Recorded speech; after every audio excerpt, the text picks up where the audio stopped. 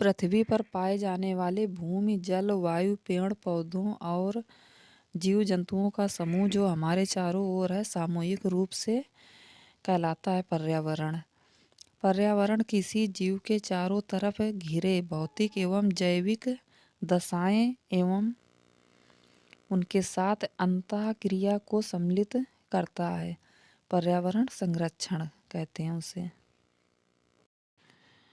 पर्यावरणीय सुरक्षा से संबंध नहीं है गरीबी कम करने का। भारत में पर्यावरण संरक्षण अधिनियम पारित हुआ था वर्ष 1986 में। पर्यावरण बनता है जीवीय घटकों, भू आकृति घटकों तथा अजैव घटकों से।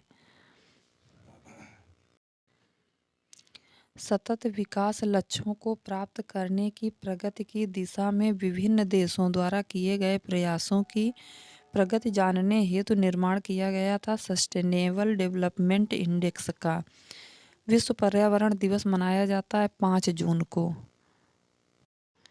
राष्ट्रीय पर्यावरण अभियांत्रिकी शोध संस्थान नीरी अवस्थित है नागपुर में। नीरी कार्य करता है विज्ञान एवं प्रौद्योगिकी मंत्रालय के अधीन। सतत विकास के लिए आवश्यक है जैविक विविधता का संरक्षण, प्रदूषण का निरोध एवं नियंत्रण तथा निर्धनता को घटाना। पृथ्वी शिखर सम्मेलन का आयोजन किया गया था रियो में। संयुक्त राष्ट्र संघ द्वारा पर्यावरण एवं सतत विकास पर पहला पृथ्वी शिखर सम्मेलन आयोजित किया गया था वर्ष 1992 में रियो डी जेनेरियो, ब्राजील में। पृथ्वी सम्मेलन में 21वीं सदी के लिए पर्यावरणीय विकास हेतु कार्यक्रम निर्धारित किए गए थे। इन कार्यक्रमों को नाम दिया गया था एजेंडा 21। विश्व मौसम विज्ञान संगठन का मुख्यालय अवस्थित है जेनेवा में। विश्व मौसम विज्ञान अभिसमय वर्ल्ड मेट्रोलॉजिकल कन्वेंशन लागू हुआ था 23 मार्च 1950 को। यूएनईपी का मुख्यालय अवस्थित है नैरोबी में। ग्रीन पीस इंटरनेशनल का मुख्यालय अवस्थित है एम्स्टर्डम में। ग्रीन पीस इंटरनेशनल है एक गैर सरकारी पर्यावरण संगठन।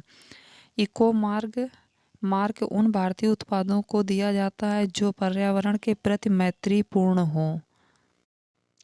10% नियम संबंधित है ऊर्जा का खाद्य के रूप में एक पोषी स्तर से दूसरे पोषी स्तर तक पहुंचने से।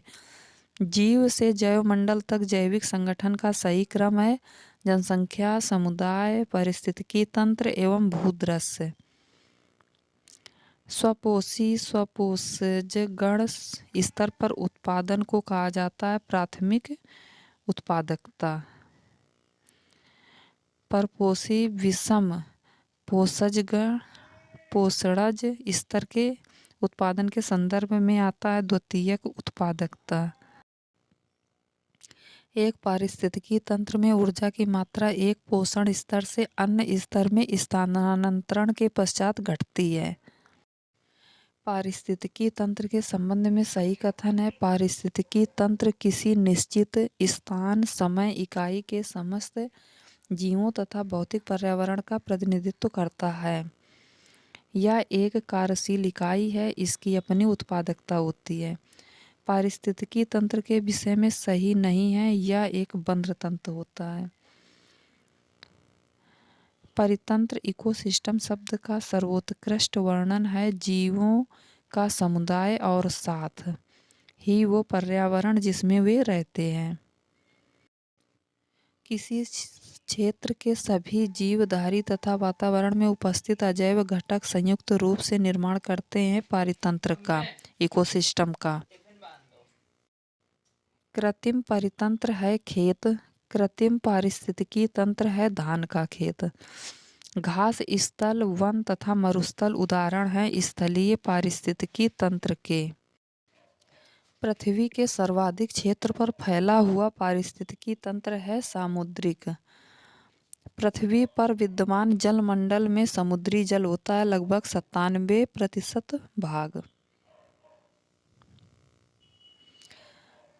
समुद्री जल में सर्वाधिक व्याप्त लवण है सोडियम क्लोराइड। पारिस्थितिकी संतुलन बनाए रखने में मदद करता है वनारोपण, वर्षा जल प्रबंधन और जैव मंडल भंडार। प्राथमिक उपभोक्ता हैं चींटी तथा हिरण। किसी खाद्य श्रृंखला में मुख्यतया प्राथमिक उपभोक्ता की श्रेणी में आते हैं शाकाहारी प्राणी। अपघटक तथा प्राथमिक उपभोक्ता दोनों की श्रेणी में आती है चींटी। वे जीवधारी जो अपना भोजन प्राथमिक उत्पादकों हरे पौधों से प्राप्त करते हैं कहलाते हैं प्राथमिक उपभोक्ता। खाद्य श्रृंखला फूड चेन में मानव है प्राथमिक तथा द्वितीयक उपभोक्ता। साग सब्जियों का सेवन करने पर मनुष्य प्राथमिक उपभोक्ता जबकि मांसाहारी होने की श्रेणी में आएगा द्वितीयक उपभोक्ता। समुद्री वातावरण में मुख्य प्राथमिक उत्पादक होते हैं फाइटोप्लैंक्टन। पारिस्थितिकी तंत्र के जैविक घटकों में उत्पादक घटक हैं हरे पौधे। हरे पौधे सूर्य के प्रकाश का उपयोग करके अपना आहार स्वयं निर्मित करते हैं प्रकाश संश्लेषण की विधि द्वारा। प्रथम पोषक स्तर के अंतर्गत आते हैं हरित पादप। हरे पौधे हरे रंग के लवक क्लोरोफिल की सहायता से करते हैं प्रकाश संश्लेषण। एक घास स्थलीय पारिस्थितिकी तंत्र के खाद्य श्रृंखला में विभिन्न घटकों का सही क्रम है। घास, टिड्डा, मेंढक, सर्प।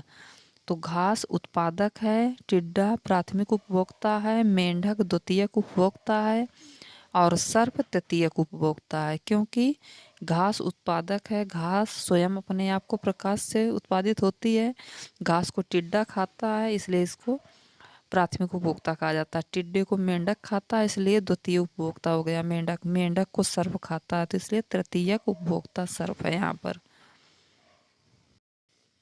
जीवों द्वारा ऊर्जा का प्रवाह होता है एक दिशीय। आहार श्रृंखला का निर्माण करते हैं घास, बकरी तथा मानव। जीव भार का पिरामिड जिस पारिस्थितिकी तंत्र में उलट जाता है वो है तालाब। तालाब में पारिस्थितिकी तंत्र उल्टा बनता है। स्थिर जल के आवास लैक्टिक आवास के अंतर्गत आते हैं। इनके उदाहरण हैं आर्द्र भूमि, तालाब, झील, जलाशय। बहते जल के आवास लोटिक आवास कहे जाते हैं जैसे नदी। दो भिन्न समुदायों के बीच का संक्रांति क्षेत्र कहलाता है इकोटोन। सर्वाधिक स्थायी पारिस्थितिकी तंत्र है महासागर। सबसे स्थायी पारिस्थितिकी तंत्र है समुद्र। पारिस्थितिकी तंत्र में तत्वों के चक्रण को कहते हैं जैव भू रासायनिक चक्र। जल चक्र को ओडम ने सम्मिलित किया है गैसीय चक्र में। पारिस्थितिकी स्थायी मितव्ययिता है। ये जिस आंदोलन का नारा है चिपको आंदोलन। नर्मदा नदी के ऊपर बनाई जा रही बहुउद्देशीय बांध परियोजना को रोकने के लिए चलाया गया आंदोलन है नर्मदा बचाओ आंदोलन।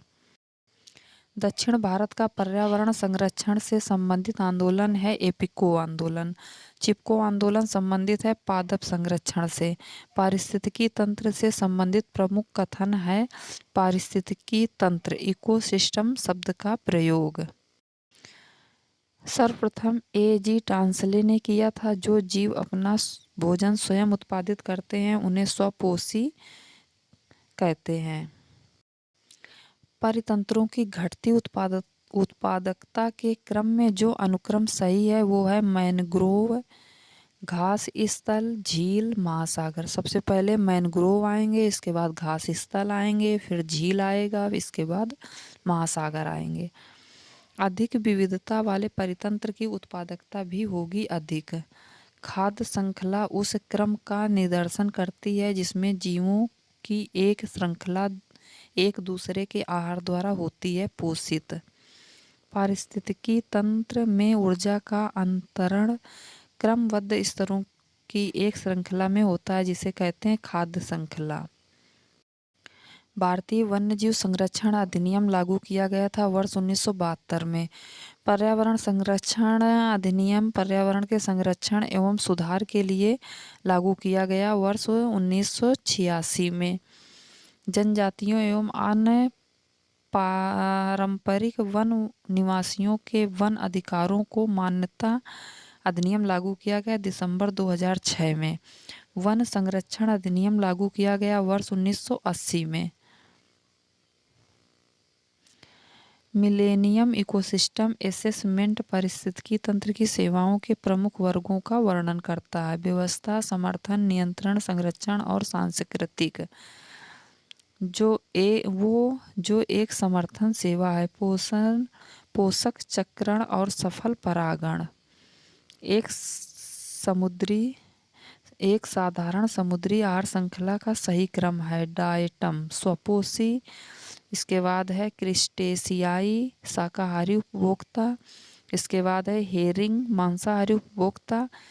जैववानिकी संबंध के संबंध में सही है। ये पारिस्थितिकीय का पर्याय है।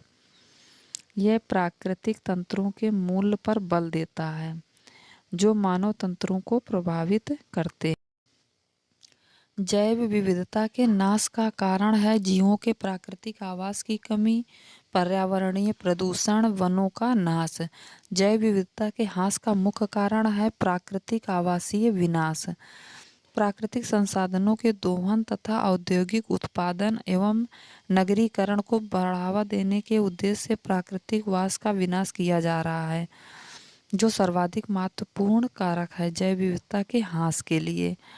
जैव विविधता के ह्रास के लिए सर्वाधिक महत्वपूर्ण कारक है प्राकृतिक वास का निवास। जैव विविधता के कम होने का मुख्य कारण है आवासीय विनाश। संयुक्त राष्ट्र संघ द्वारा जैव विविधता दिवस मनाया जाता है 22 मई को। भौगोलिक क्षेत्र में जैव विविधता के लिए संकट हो सकते हैं वैश्विक तापन, आवास का विखंडन, विदेशी जाति का संक्रमण। जैव विविधता के लिए बड़ा खतरा है प्राकृतिक आवासों और वनस्पति का विनाश तथा झूम खेती।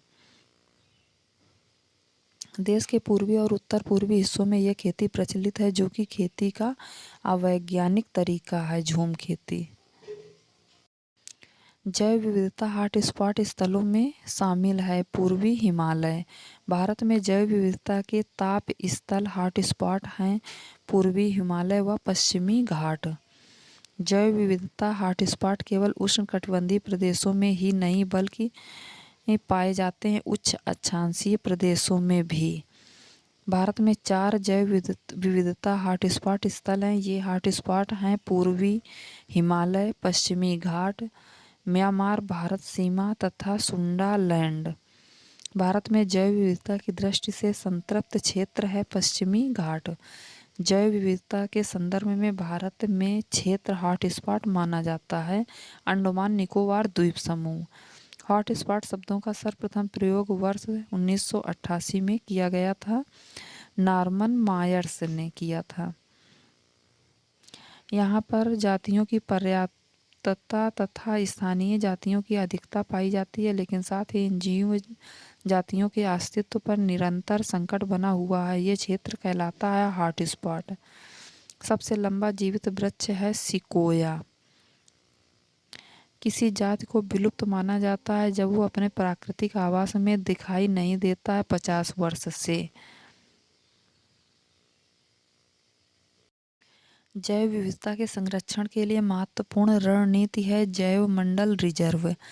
वो स्थल जो वनस्पति संरक्षण हेतु स्व स्थान पद्धति इन सीटू नहीं है, ये है वनस्पतिक उद्यान। क्रायो बैंक एक्स सीटू संरक्षण के लिए जो गैस सामान्यतः प्रयोग होती है वो है नाइट्रोजन। वनस्पतियों एवं जानवरों की विलुप्त प्राय प्रजातियों का संरक्षण उनके प्राकृतिक आवास से पृथक किया जाता है एक्स सीटू संरक्षण द्वारा। सर्वाधिक जैव विविधता पाई जाती है उष्णकटिबंधीय वर्षा वनों में। उष्णकटिबंधीय वर्षा वनों का विस्तार पाया जाता है 10 डिग्री उत्तरी तथा 10 डिग्री दक्षिणी अक्षांशों के मध्य। इन क्षेत्रों में पादप तथा प्रजातियों के विकास तथा वृद्धि के लिए अनुकूलतम दशाएं पाई जाती हैं, क्योंकि इसमें वर्ष भर रहता है उच्च वर्षा तथा तापमान। किसी निश्चित भौगोलिक क्षेत्र में पाए जाने वाले जीवों की संख्या तथा उनकी विविधता को कहा जाता है जैव विविधता। सर्वाधिक जैव विविधता पाई जाती है उष्णकटिबंधीय वर्षावन वायुओं में। प्राणियों तथा पादपों की जातियों में अधिकतम विविधता मिलती है उष्णकटिबंध के आर्द्र वनों में। जैव विविधता में परिवर्तन होता है क्योंकि यह भूमध्य रेखा की तरफ बढ़ती है। सर्वाधिक जैव विविधता पाई जाती है उष्णकटिबंधीय क्षेत्रों में। शांत घाटी, कश्मीर, सुरमा घाटी तथा फूलों की घाटी में से सर्वाधिक जैव विविधता पाई जाती है शांत घाटी में। शांत घाटी अवस्थित है केरल में। साइलेंट वैली परियोजना जिस राज्य से संबंधित है वो है केरल। फूलों की घाटी अवस्थित है उत्तराखंड में। आर्द्र क्षेत्रों में जिन्हें रामसर का दर्जा प्राप्त है चिल्का झील, लोकटक, केवलादेव तथा वुलर झील। रामसर सूची अंतर्राष्ट्रीय महत्व की आर्द्र भूमियों की सूची है। इस सूची में वर्तमान में भारत के शामिल स्थल हैं। कुल 26 स्थल हैं। रामसर कन्वेंशन के अंतर्गत रामसर स्थल है भोज आर्द्र स्थल। रामसर सम्मेलन संरक्षण से संबंधित था नम भूमि के लिए। वेटलैंड दिवस मनाया जाता है 2 फरवरी को। भारत की सबसे बड़ी अंतर्देशीय लवणीय आर्द्र भूमि है गुजरात में।